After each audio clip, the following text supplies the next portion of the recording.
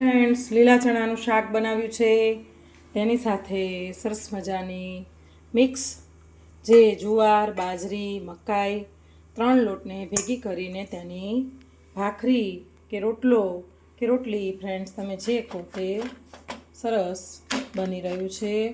એકદમ ક્રિસ્પી અને ક્રન્ચી એવી રોટલી, ભાખરી કે રોટલો તમે જે ગણો તે બની રહ્યું છે. જો ફ્રેન્ડ્સ, હજી આને આપણે ખૂબ જ સરસ રીતે એકદમ ક્રન્ચી એવી શેકી લઈશું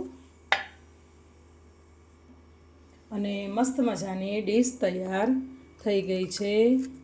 એકદમ જોરદાર એવું શાક બનીને રેડી થઈ ગયું છે ફ્રેન્ડ્સ.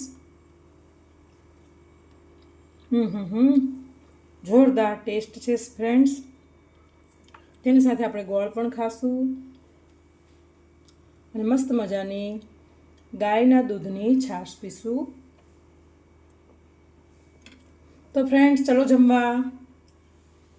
જિજ્ઞાબા કિચનમાં. રાધે રાધે. જય દ્વારિકાધીશ.